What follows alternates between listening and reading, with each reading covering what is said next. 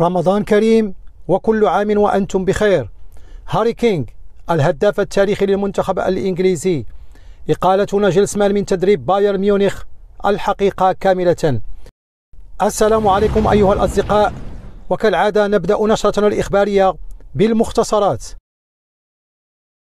بسبب الإصابة التي تعرض لها وتحامل على نفسه ليكمل الكلاسيكو، رولاند أراوخو سوف يغيب أسبوعين إلى 3 أسابيع، وحضوره في إياب كلاسيكو الكأس يوم 5 من أبريل يعتمد على مدى استجابته للعلاج.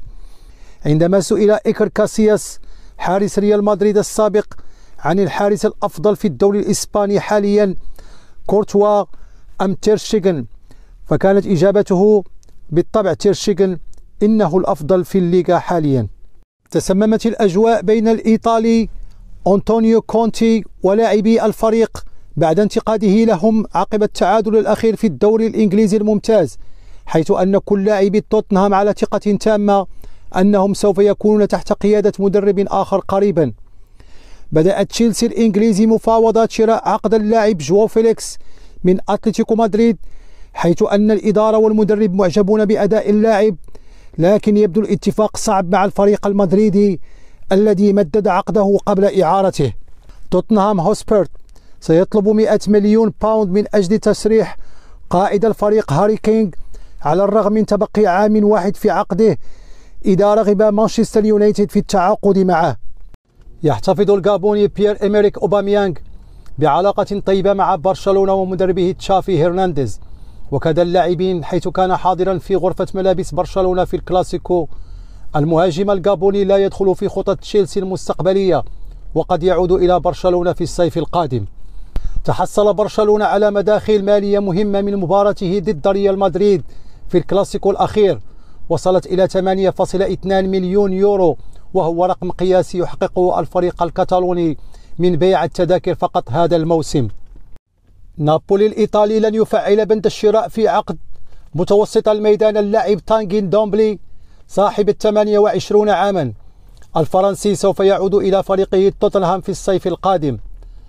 أقال فريق إلتشي مدرب الفريق بابلو ماشين بسبب سوء النتائج واحتلال الفريق المرتبة الأخيرة المؤدية إلى القسم الثاني في الدوري الإسباني. حصل الفرنسي كريم بنزيما لاعب ريال مدريد على تنقيد صادم خلال مباراة الكلاسيكو الأخير حسب صحيفة آسا المدريدية 0/10، حيث أكدت الصحيفة أنه كان مختفي طيلة المباراة. أعلن نادي إشبيلية تعيين المدرب السابق لأيبار وألافيس وأوساسونا خوسيه لويس منديليبار مدربا للفريق الأول حتى نهاية الموسم، خلفا للمدرب الأرجنتيني سان باولي المقال. أعلن برشلونة الإسباني غياب متوسط الميدان فرانكي ديونغ أسبوعين بسبب شد عضلي بعد نهاية الكلاسيكو، ولن يكون حاضرا مع المنتخب الهولندي ضد فرنسا وجبل طارق في إقصائيات يورو 2024. إنتر ميلان لا يمانع بيع وسط ميدانه الكرواتي مارسيلو بروزوفيتش في الصيف القادم، والذي بدوره يريد مغادرة النادي، ويبدو مانشستر يونايتد مهتما بخدمات اللاعب. انفرد هاري كين بالرقم القياسي لعدد الأهداف المسجلة من قبل لاعب واحد مع المنتخب الإنجليزي، بعدما هز شباك المنتخب الإيطالي من ضربة جزاء في افتتاح تصفيات كأس أوروبا 2024، حيث رفع كين رصيده من الأهداف مع المنتخب إلى 54 هدفا بفارق هدف وحيد عن النجم المعتزل وين روني صاحب 53 هدفا. وقد اهتمت الصحف الإنجليزية بانفراد هاري كين بصدارة قائمة الهدافين التاريخيين لإنجلترا، حيث عنونت صحيفة ديلي ميرال البريطانية فخر إنجلترا: كين يكتب التاريخ بعدما أصبح الهداف القياسي في ليلة المجد في نابولي. أما صحيفة ميرور فكتبت: الملك كين، هذا هو الشعور عندما تصبح صاحب الرقم القياسي الأبدي لإنجلترا ب54 هدفا. كما عنونت صحيفة ديلي ستار: هاري كين يصل إلى المركز الأول، لكن هاري كين وصل إلى هذا الإنجاز بعد 81 مباراة مقابل 120 مباراة خاضها وين روني، وبالتالي يبلغ معدل هاري كين 0.67 هدف في المباراة الواحدة مقابل 0.44 هدف لوين روني. وقد قال عنه واين روني نجم الكرة الإنجليزية السابق إن هاري كين قائد المنتخب الوطني يستحق أن يكون أعظم مهاجم في تاريخ إنجلترا بعدما أصبح الهداف التاريخي للأسود الثلاث. كما أكد روني أن كينغ صعب المهمة على المهاجمين المستقبليين للمنتخب الإنجليزي. كما أضاف في حديثه: حينما حطمت الرقم القياسي في تسجيل الأهداف بقميص المنتخب الإنجليزي أمام سويسرا في سبتمبر من عام 2015 كان هاري كينغ أول لاعب يحتفل معي بذلك الهدف. في ذلك الوقت لم يكن لديه سوى 4 مباريات دولية. إقالة ناجلسمان المفاجئة وتوماس توخيل مدربا جديدا لبايرن ميونخ.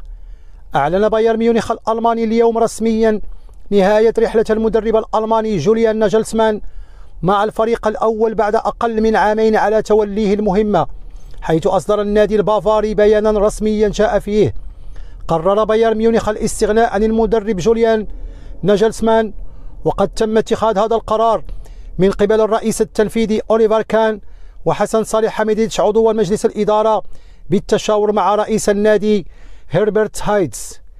كما أعلن البايرن في الوقت ذاته تعيين الألماني توماس توخيل مدربا للفريق خلفا لصاحب 35 عاما المقال، حيث وقع توماس على عقد حتى 30 يونيو 2025.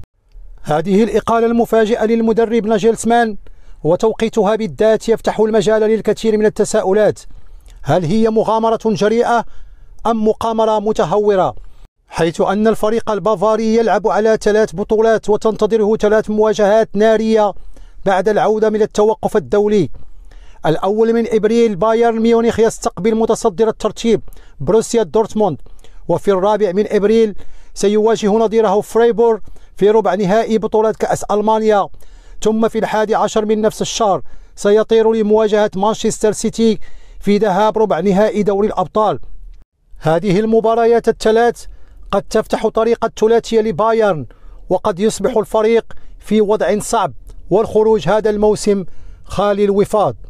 كان المدرب جوليان ناجلسمان بالنسبة لبايرن ميونخ قائد لمشروع طويل الأمد، ومن أجل التعاقد معه دفع النادي 25 مليون يورو للايبزيغ الألماني، لكن سلسلة من المشكلات داخل وخارج الملعب أدت لتغيير اتجاه الريح، حيث تؤكد العديد من وسائل الإعلام أن تدهور علاقة ناجلسمان باللاعبين وفقدانه الثقة في بعضهم من أبرز أسباب الإقالة. كما أن إجلاس توماس مولر بديلا ضمن عملية التدوير التي أثرت على استمرارية نتائج الفريق بأكمله، فقد فرط بايرن في فارق 10 نقاط التي كانت تفصله عن المتصدر حاليا دورتموند رغم مسيرته المذهلة بدوري الأبطال. قد تحدثت صحيفة سبورت بيلد على أنه إضافة لكل الأسباب الداخلية فقد كان هناك سبب آخر لاتخاذ هذا القرار، وهو حقيقة أن توماس توخيل متاح في السوق، ولا يعتبر مصير ناجلسمان وإقالته في بايرن غريب. فقط بيب غوارديولا هو من بقيت ل3 مواسم، وبعده لم ينجح أي من لويس فانغال، كارلو أنشيلوتي، نيكو كوفاتش في إكمال موسمهم الثاني. وقد صرح رئيس مجلس إدارة بايرن ميونخ أوليفر كان أن إقالة جوليان ناجلسمان ليست قرارا عاطفيا إثر الهزيمة أمام باير ليفركوزن، وإنما بسبب تذبذب مستوى الفريق، حيث قال: مسؤوليتنا هي حماية النجاح الرياضي، لدينا أحد أفضل الفرق في أوروبا، لكن استمرارية المستوى غائبة. كما دافع حسن صالح حميديتش المدير الرياضي لبايرن ميونخ عن قرار ناديه إقالة ناجلسمان. حسب تصريحات نقلها فابريزيو رومانو: عانينا من الأمر نفسه في مارس من العام الماضي، عروض غير متناسقة ونتائج مهتزة. وختم بالقول: عندما يشير منحنى الأداء إلى الأسفل عليك أن تتدخل، لم يكن القرار سهلا. إلى هنا أيها الأصدقاء نكون قد وصلنا إلى ختام نشرتنا الإخبارية. دمتم في رعاية الله، والسلام عليكم.